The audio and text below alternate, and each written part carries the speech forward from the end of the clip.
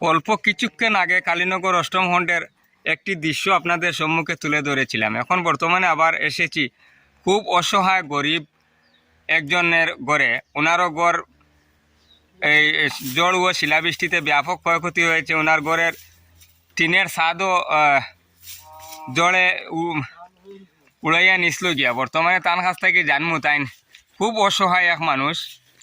বর্তমানে নিত আনিয়া নিত খাইন, বালিখাজ করেন, অন্যর বালিখাজ করিয়া দিন যাপন করডা।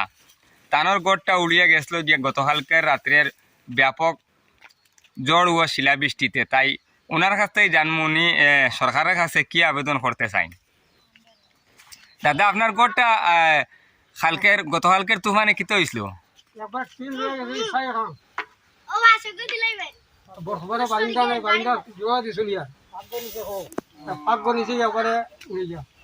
আপনার ফাঁকগড় পুরো উড়াইয়া নিছিল গিয়া। আপনার নাম কিতা? আব্দুল করিম লস্কর। আপনি এখন বর্তমানে সাল ঠিক করডায়? ঠিক করি। আচ্ছা, তে আপনি বর্তমানে সরকারটা কিতা কইতে চাইবা? এখন কিতা হইছে আমি বলতাম না, পাঁচটা মিনিট আমাকে একটা সাহায্য হয়ে গেল। মানে কিছু সংখ্যক কিছু সময় আগে একজন এইভাবে অসহায় গড়ের সালের টিন ক্ষতি হয়েছিল। উনি বলেছেন প্রকৃত যাদের ঘূর্ণিঝড় শিলাবৃষ্টি বা ফ্লাডে যাদের ক্ষতি হয় তারা এই সরকারি সাহায্য থেকে বঞ্চিত থাকেন, আর যাদের কোনো ক্ষয়ক্ষতি হয় না তারা ক্ষতিপূরণ পায় 90,000 95,000 টাকা। এটা কি কতটুকু সত্যি? আপনি কিতা কইবা?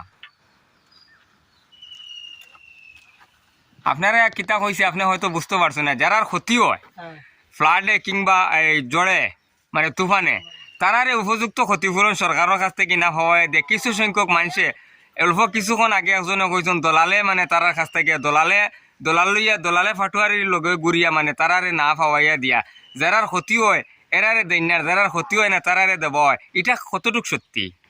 এটা তো সত্যি, ঠিক আছে। আমরা আজ পর্যন্ত হয়েছি না, ফ্লাডও হয়েছি না। ফ্লাড এখানে গড় ওরতে উড়াই নিয়েছে, একটু হয়েছি না।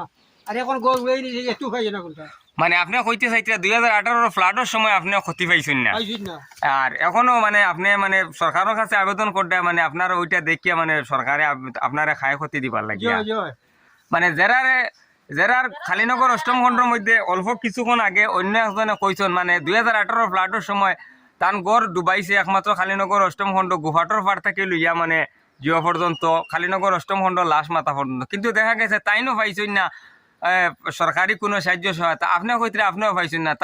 তাহলে যারা পাইছেন এরা মানে সবল শ্রেণীর মানুষ, যারা মানে ঘুষ দিতে পারছেন এরা পাইছেন আপনার মনে হয়। ঠিক আছে তো, মানে গরিবেরা হয় না। আচ্ছা, করিমউদ্দিন সাহেব, আর একটা কথা আমি কইতেছি, আপনার পরিবারের মানুষ কতজন? আমরা আছি 60 জন 5 জন। আপনি কোনো প্রধানমন্ত্রী আবাস ঘর পাইছিলানি? জি না, কোনটা হয়েছিল? আপনার ঘর কিতা ওখানে স্থায়ী ঘর নেই? তখন মনে করো এখন স্থায়ী নাই, এবার আমরা প্রাইভেট হিসাবে থাকি। মানে রায়তী হিসাবে আপনি কেন স্থায়ী? মানে যতদিন না কোনো দিকে আপনি কোনো জায়গা জমিন কিনতে পারেন না তাইলে কেন থাকবা? তাইলে তো এখানে তো আপনার স্থায়ী বাসস্থান। আপনি আসাম সরকারের কাছে কইতে চাইতে মানে আপনার একটা সাহায্য, বড় ধরনের একটা সাহায্য দিত, যাতে আপনি একটা জায়গা কিনতে পারো, কিনিয়ে একটা স্থায়ীভাবে আপনার নিজস্ব একটা ঘর দর বানাইতে পারো। ওলা আপনার মন মোটামুটি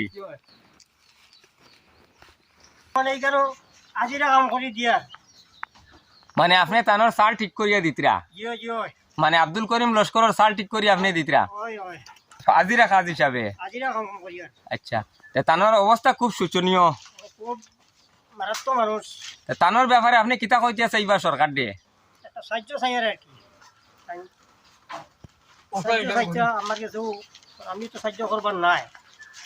তবে আপনি আপনার মানে পরিশ্রমিক করিয়া মানে সাহায্য করিয়া দিতরা। আপনি এখন সরকার দিয়ে কইতে চাইতরা যে মানে সরকার দিয়ে ওই পরিবার দিয়ে একটা সাহায্য, বড় ধরনের একটা সাহায্য দেব।